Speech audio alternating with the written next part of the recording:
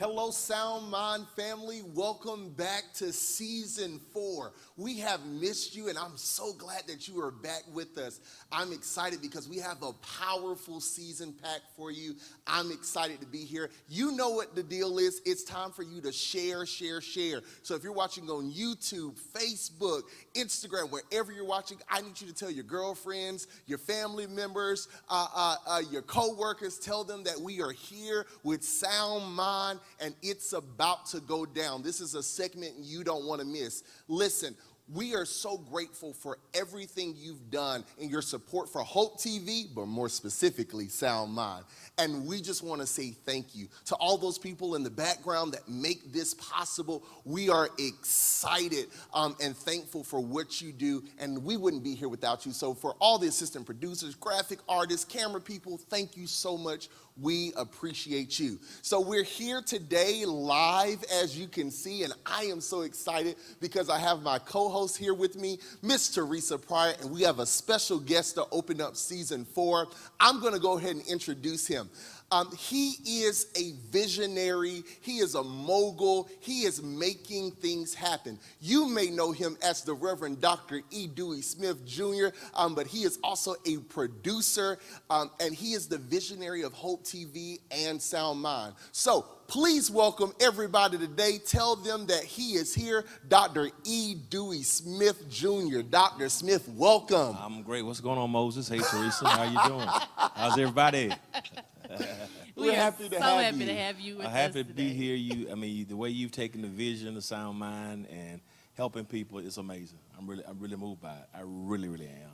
We're just happy to have you with us. We're happy that you even put this platform out there because in this season, sir, this is what we need. Well, it's amazing. I thought this was gonna be a couple of months. Yeah. And we've been having these mental health conversations for a while. Absolutely. Because it's such a major gap between faith communities and the health communities, particularly the mental health communities. And I think in a real sense, we have helped contribute to the downward spiral of mental health. That's good. In the name of spirituality and faith. So That's good. A lot of what we teach, we have helped to perpetuate issues of mental health. I'm And it's so sorry, unfortunate. sir. I can't let you stop. Well, it's the truth. Can you expound on that a little bit for me? When you even the Bible, and I may get into in trouble here, but even the Bible, when it talks about people who had issues, like the little boy in Mark 9, who would throw himself into the fire and would harm himself, they would talk about maybe something connected to the moon. So he's demon possessed, and a lot of things that we have demonized, we don't realize everything is not a demon. Everything doesn't need a scripture and oil. And sometimes I preach, man, whether it's the man in Mark 5, he's a demon, the demoniac, he's got 3,000 people living in him, and he's, is he demon possessed or is he bipolar? You know what I mean? So, or is he schizophrenic? So a lot of times we have, even in our theology, given theological presuppositions that have helped to perpetuate the demonization of mental health issues, and it's sad.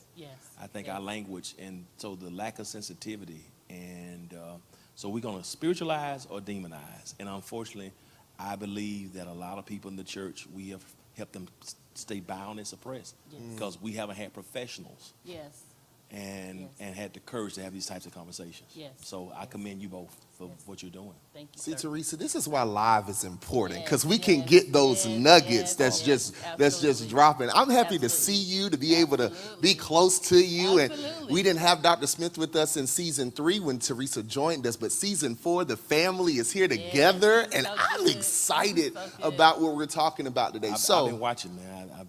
I'm thankful because this was very important. This was one of our first shows with Hope TV. Wow. Sound Mind. So this was the 3rd or 4th show that we did that we established. Very important. So thank you. Happy to be here, Pastor, and thank you for that responsibility that you gave to us to keep it going. And I'm happy to have Teresa with me as a co-host so I can, do good trouble. So, Pastor, listen, the world is opening up.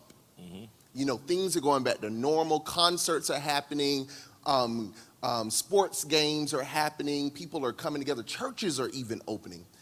But we can't forget about what we just went through. We have seen death at a level that I've never experienced in my lifetime. And I don't know if you all have either. And so for what Teresa and I, we were talking about in preparation of the show is that as people are going back to normal, how do people who've experienced loss go back to normal? This is the Thursday before Mother's Day. And we've heard your powerful testimony. And since COVID, Teresa and I have both had losses. And so it's fresh for us. Can you walk us through what does normal feel like when things aren't normal? That's a great question. You said two things. I think one that we shouldn't ride by too quickly, and that is things are opening up. We're getting back to normal, but have we really processed the pain, the PTSD syndrome of the past year? I'm really concerned about that. I mean, I know we want to get back to normal, whatever that normal is, but have we really, whether it be personal death, but have we really thought about how can we get back to normal without fully processing what the past 14 months have meant? Whether you've had death in your family, I'm concerned that we want to just jump back into it. But are we really aware of the ramifications and how deep is it? Are we just going to go act like it's normal, we get back and forget about it? How do we process and peel this layer off of how to be healthy after what we just experienced? That's number one. And I'm not confident that we've done it. For in terms of congregations who've lost pastors. Yeah. You know how many bishops and pastors have passed away and they're trying to navigate that by itself? It's a lot. You know, I had 4 cousins that died in October, 4 brothers, all of COVID. And the church just goes on. I mean, that's a lot. And so that's one thing by itself. Now to add Mother's Day on top of it, oh my goodness. So for me, I think it's important to own what you feel. I don't know if I would have been as sensitive to what's happened had I not gone through what I've gone through. So I'm thinking about people. I'm thinking about, I've been doing some work even with some of our funeral directors. Even they are trying to say, you know, we need some mental health help with our funeral directors. I've been talking to them and doing some training with funeral directors and funeral homes because they're like, we've been overwhelmed. It's an all-time high for them. And so it's like, how do we keep dealing with death like this is normal? Because many of them have been in deep depressions and melancholy. So that's the first piece on top. That's the first thing. The second thing is with terms of Mother's Day and your recent issue with your mother and you with your grandmother. That's heavy.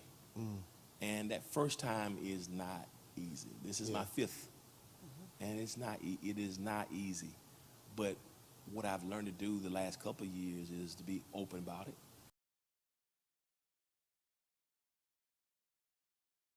The decisions that you make have to make sense toward the end goal. You have to be okay talking about yourself, selling yourself, being your brand, to expose what the gift is that God has put in you so that other people know about it. I knew that it was something that I wanted to offer to people who were also dreaming or trying to be entrepreneurs and things of that sort, who just didn't know how to get started.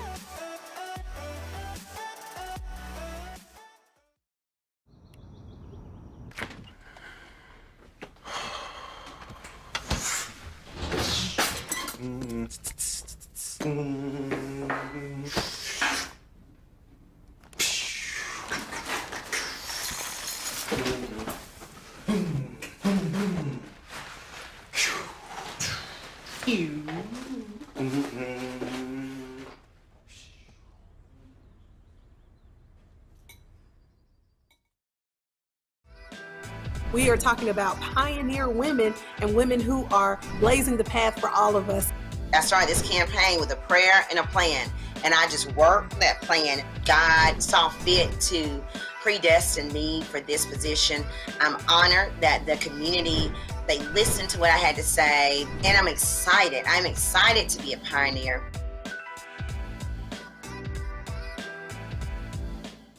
I don't mind telling you guys, man, Mother's Day sucked.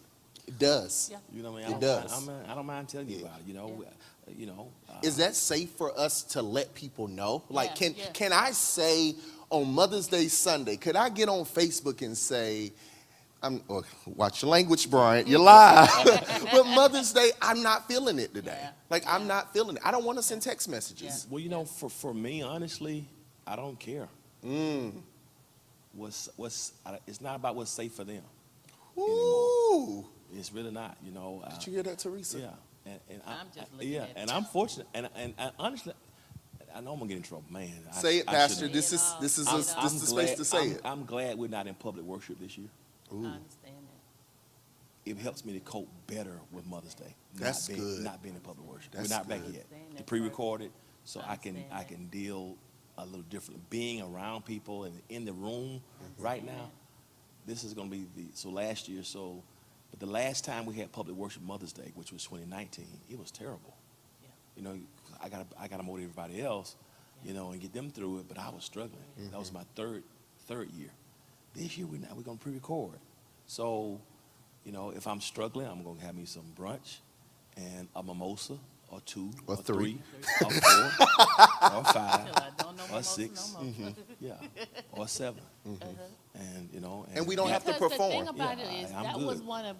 was one of my favorite times to celebrate. It was one of my best celebrations. Yeah. And so this now is getting ready to be a yucky day. Yeah. You understand what I mean? Like, I enjoyed celebrating my mama. Right. And so now it becomes a day of, like, I get anxiety as the days get closer to Mother's Day. Now here's what's funny. The last couple of years, my mom, you know, early on, you know, we do the big thing and the big shebang and all that kind of stuff. But the latter years of her life, she was like, you know, don't take me to dinner with 10 other people and it's $700, you know, $100 for roses. Just give me $1,000 so keep your card. Right, So right. so in her mind, she saw the big deal. You know, Right. Mother's Day was straight a capitalistic enterprise. So she kind of took away some of the sentimentality of it somewhat. Just cut me a check, dude, and call me in peace. If I Okay. see you good or not, we're cool. So that, you know, and I thought this woman is really crazy. But it's almost like I see it as a blessing now because, but even, cause maybe the last 5 years, she's give me the money, dude. I'm not coming to church with you if I feel like it, or she would go to Household Maker. But early on, she liked the pomp and circumstance. So for me, I was like, okay, man, we got to do something good. I got to do something big for my mama. The last couple of years, like, dude, cut me a check, call me, and sing to me, and we're good. Just make sure the check clears. So that helps. But now it's like, man, that helps to some degree, but it's still, I wish I could write the check. Yeah. Or I wish I can go see, or I wish I could go. But I chuckle now, so that helps me. And also the reality of what would she want me to be doing? And how do I memorialize her life through acts of service? That's been so good. wonderful. How long did it take you to get there, though? How long did it take? And I know everybody's different, Yeah. but I'm not thinking about that at the moment. Yeah. I know I'll get there, Right. but how long did it take you to get to thinking about those things? I think she passed in 16. I think 17 is when I was trying to find ways to cope that were healthy. And my therapist at the time recommended, won't you try to do what would she do? So it was a coping mechanism. You know, it's like honor her life, do what she would do that would help you feel better. So that's what it was. It wasn't my ingenious idea. My therapist told me to do it. So I did it. In serving in her name, or on even Tabitha's house. Yeah. Yes. Because she did a lot with young girls. Like, we have a couple ladies and girls in Tabitha's house now that are pregnant. 2 or 12. Well, my mom was pregnant at 13. Yeah. So I was in meetings all day yesterday trying to figure out other ways to get money for Tabitha's house, because that's what she would do. She would be the one getting clothes or getting clothes. So that at these times is helpful. It doesn't even take the pain away. Sure. It doesn't take the memories away, but it does help you to kind of channel your emotions in another way. Sure. That I don't think is negative. I think it's a healthy way to channel those emotions. Sure. You know? I'm glad that you said that, Pastor, because I think for a lot of people, we are so used to performing, and I'm just gonna be blunt. I say it on Sound Mind all the time. Social media has messed us up, and we are performers now by nature. So there are people that are, and I don't know how to really say this, but they are not in a place of accepting what has happened. Because like you said, PTSD, the trauma of everything that's happened, and just moving past that. And so it's been really good to hear you be a human. Because a lot of times when we see people in this position, you don't see the humanity of them. So it's really good to hear. I hope you all are enjoying this. I hope you're loving this. We have to pause really quickly for a quick commercial break, but I promise you we will be right back.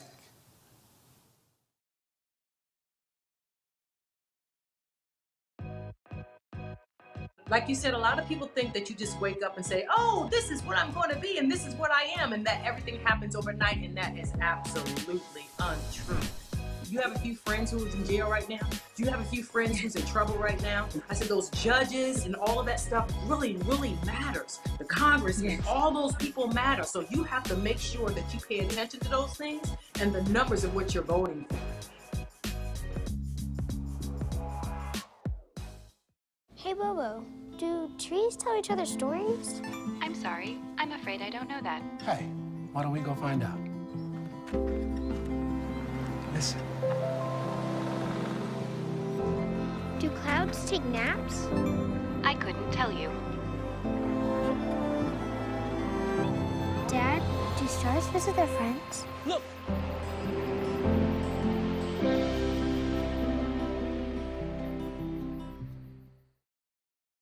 Is real estate really that important when it comes to financial freedom and building wealth? Yes, more people, especially when they're younger, need to know the value of owning real estate. You know, we need to own something and build equity for ourselves and for, you know, the generations that come after us. So the answer to that question for me is a yes, a solid yes.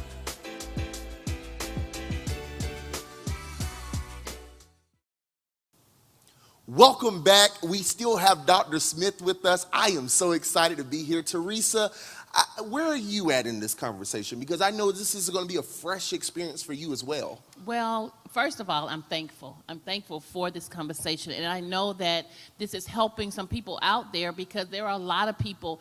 We had 500,000 people to die from COVID. Whew.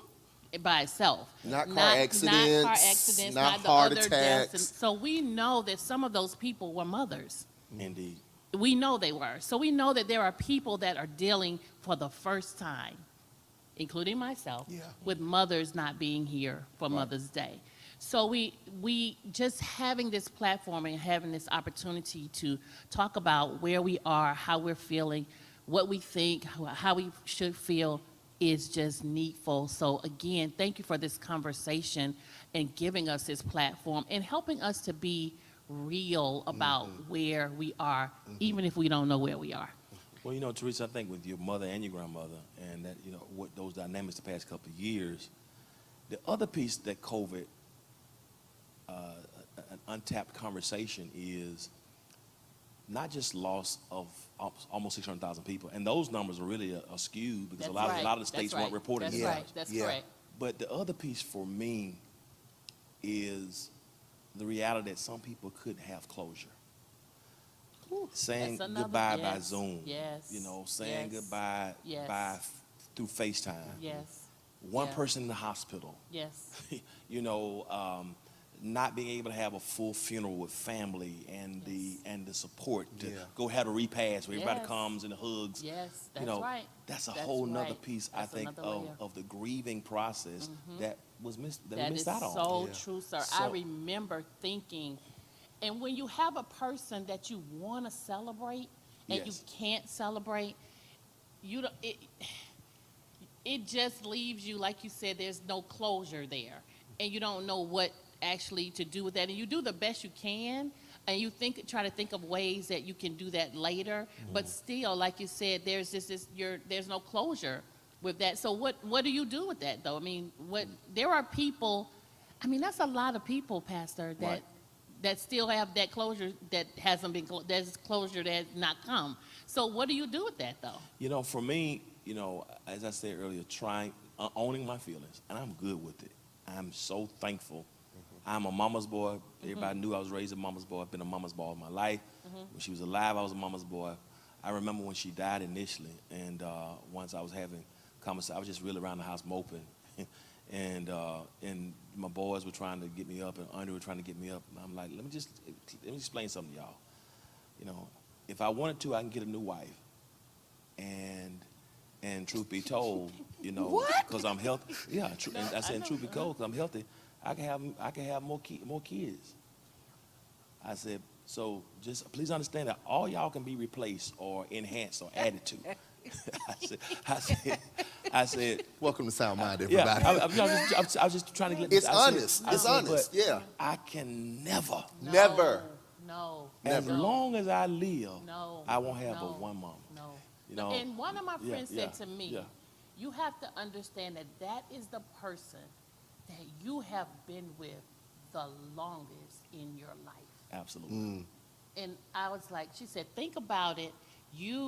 That person is the person that you've been connected to the longest in your life. Well, you know, we talk about having life partners and seeing our spouses or our significant life partners. They're really not.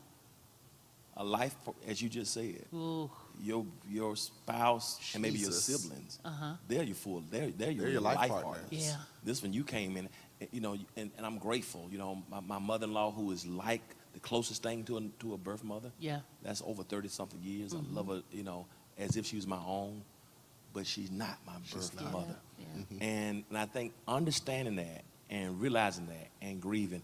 And don't keep telling me where she is. I know where she is. You know, don't sorrow. You know, people say don't cry. You know, please get out of my face with that. Yeah. You know, my issue is not that I don't know where she is. It's where she ain't. Right. That's the thing. That's the that's the issue. She's in a better place. I know she's in a better place. I'm not. Right. So me accepting it as a pastor, and now I realize what Andre now and talked about. You know, being a wounded healer. Yes. So I kind of have now embraced that all as a part of maybe this is the pain. Maybe it's showing my wounds like Jesus did. Yes. And as Thomas can be healed as he showed his wounds. Yeah. And so I think now for me, channeling that into a ministry opportunity. Because now I can help somebody else. Because I'm still born to help somebody. Yeah. And I feel like, okay, how can I help somebody who's navigating this? I'm more sensitive to pain than I've ever been. So I think if you can find a way to do that as you own it simultaneously, and realize we're really wounded healers. Wounded healers. I've never felt I tell people my heart was broken in a way that I'd never experienced before. And I remember saying to God, if my heart is going to be put back together again, you're going to have to put it back together again. Yeah. And I feel him doing it. You know, daily, as the days go by, I know that he's doing it, but he's having to do it his way because this is a break that is, I don't have a word for it. I can't explain it. Yeah, I think grief is the price that we pay for love. And the other piece for me. Wait. Are y'all hearing this today? Can you repeat that one more time for me? Pastor. Grief is the price that we pay for love.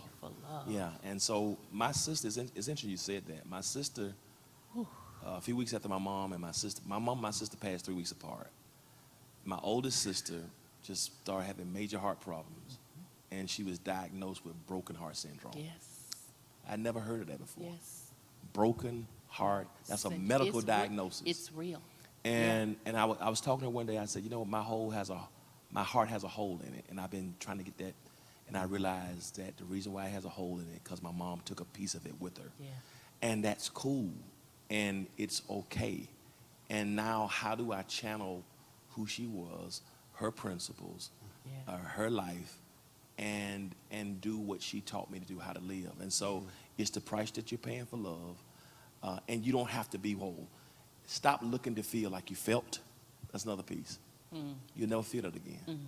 So you're developing a new normal. Trying to feel normal is impossible because you'll never be normal after that because nothing is normal. So we're trying to find that new normal. Which is the same, as you're saying that, it's the same thing we're saying with this world.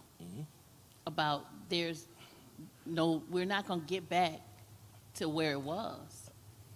It's going to be a new normal, even in our world, because our world is grieving, and that's what I'm trying to get to. Lord have mercy.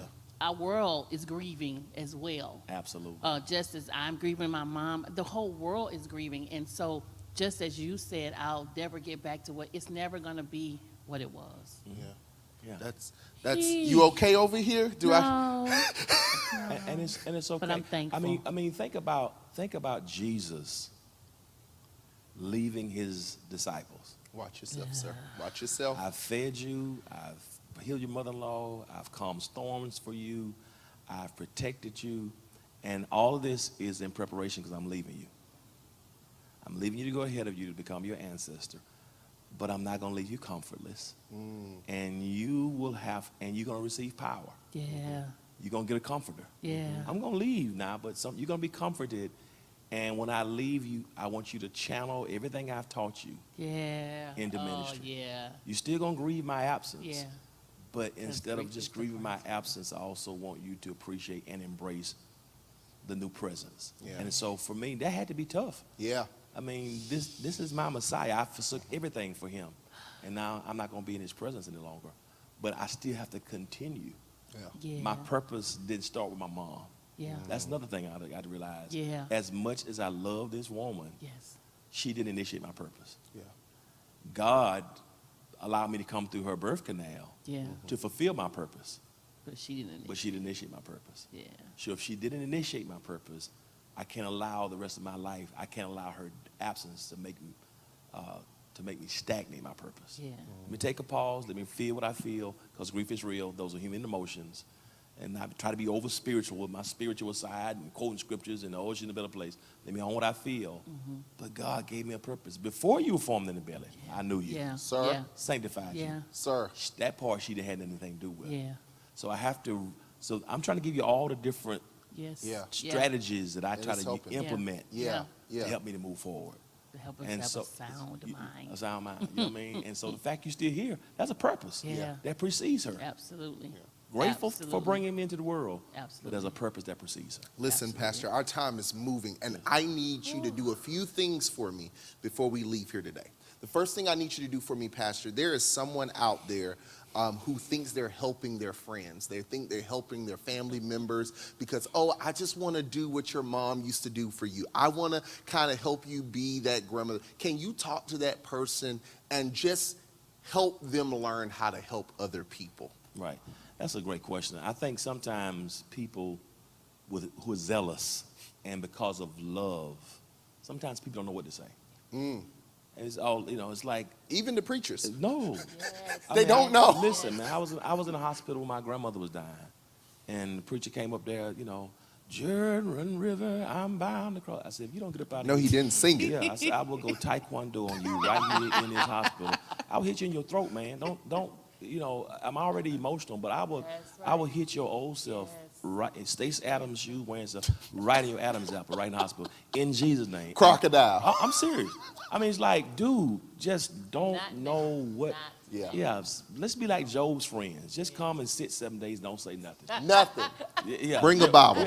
Just come and sit and let me talk and just feed off of me, and just. If I respond, I move, you move. You know what I mean? And because sometimes people want to help you and they try to push you too quickly or they make you more sensitive. So sometimes you learn to say nothing. The best times just say nothing. And even if I say let's do this, I may not feel the same way. So you got to be. The friends have to be very flexible at this moment. And don't try to force and make. Just listen. Now if I'm sinking downward in a spiral.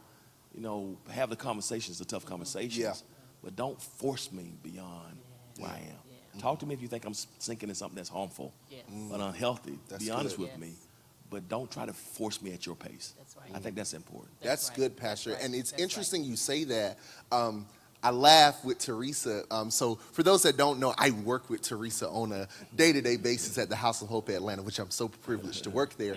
But when Teresa has moments, I have to know who to call, because there are certain people who can get her out of that space. And it's almost like sometimes people want to be that person that someone leans on and depends on, so they throw themselves into spaces that they're not equipped to handle. That's right. So I know at certain times I can't make Teresa laugh, but I know who to call. Wow. And I know who to get in contact with right. to help them so that That's they right. can help her at that pace. That's great. good, That's Pastor. that's excellent. Now, there's another thing I need you to do, because there's someone else watching out there in our audience today, or they know someone that's watching, that they have gotten to a place of hopelessness and their life has stopped at the place of death. They have not moved on. They are still, and I know some people like this, they still look at the obituary every day. Not saying that there's anything wrong with that. But they go to the graveyard every day, and they haven't lived since their loved one died. Yeah. What would you say to them today? Well, I would say pray, but also seek professional help. Our people, you can get Jesus and a therapist. For some reason, we have demonized. It's strange. My Caucasian counterparts, and you know, they talk about going to therapy like we talk about Going to the barbershop. blowing your nose. Yeah. You know what I mean? It's like right. proudly. You know, going to That's therapy. right. We, especially men, we have issues. We don't want to see counselors. We don't do anything. So, I think at a certain point, I mean, you know, they say anything over 2 weeks consecutively is depression. Anything before that may be sadness or melancholy. But if something lasts 2 weeks or longer, that's depression. You got low grade, you got chronic. So I think what happens is, if I find myself in the same place 3 months, then that's dangerous. If you find yourself trying to fill that void with other things, that's dangerous. For me, my mom came back to me once in a vision, and people think I'm crazy, but it's the truth. And literally sat on my bed and was like, "This is not how I raised you." That's right. It's like you know, the last thing that my mom said to me as she was dying, she told my cousin Reginald, "Tell him to just do one thing for me. Don't ever stop preaching." That was the last thing she said to me. And the last thing she said to me on Christmas of 15 was, "Stay in your purpose." It didn't make sense to me, because I thought because she was beautiful and she looked so like an angel. I didn't know that was going to be my last conversation, time seeing her. But for my mom to pass and my life stops, for me, became an affront to who she was. Yes. This woman had 3 kids as a teenager. She was pregnant at 13, kicked out of church, kicked out of school, all kinds of unhealthy stuff she went through. But in spite of that, graduated valedictorian from Dudley Hughes, the pregnant girls' schools in Macon, Georgia, Fort Valley State. Excelled, succeeded in spite of mass trauma. Yeah. And I am her legacy. And everything that she experienced, she taught me, and I just stopped. Wow. If I did that and she was alive, that would kill her. Yep.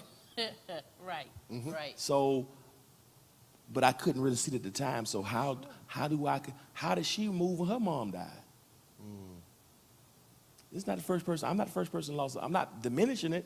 She lost a mom and a dad months apart. Wow.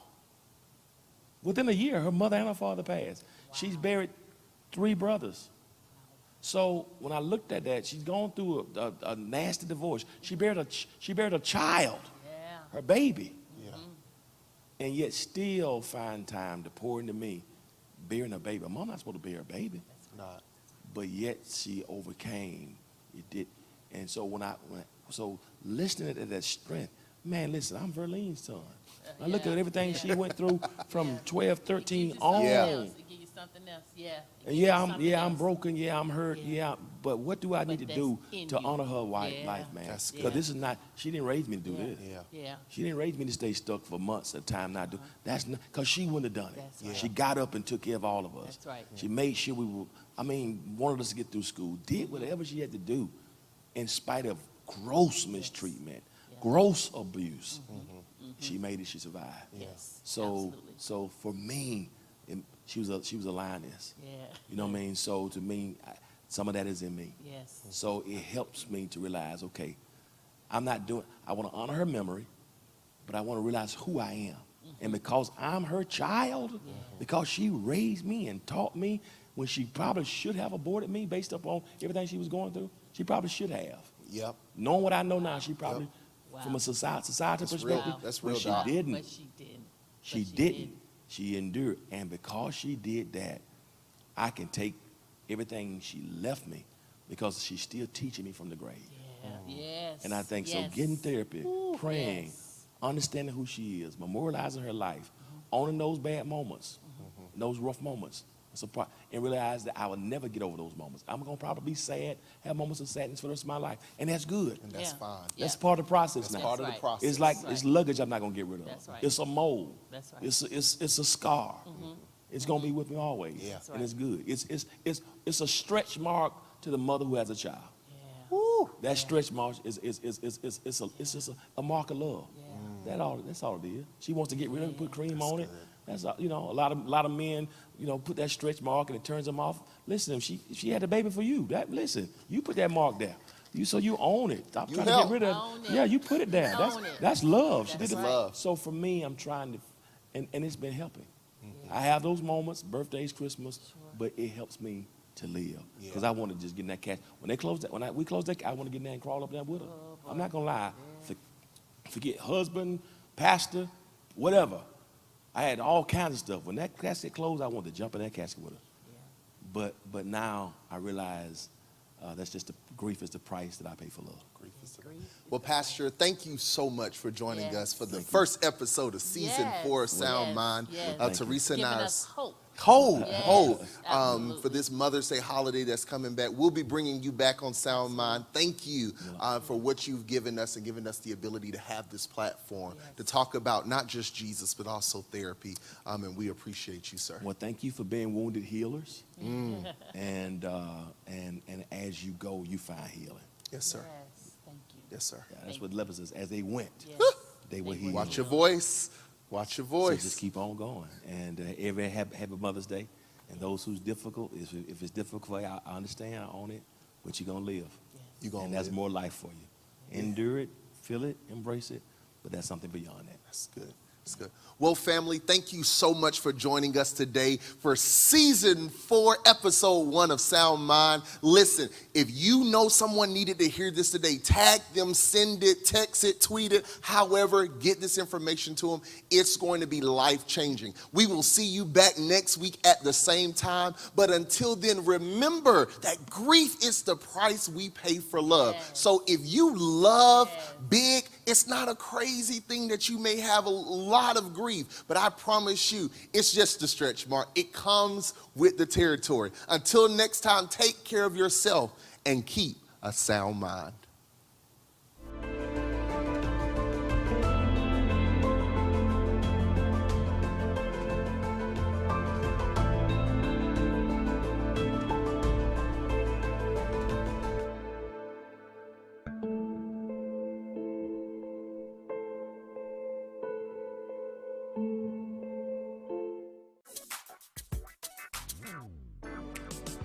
What you're looking for, you can find it here on the whole TV.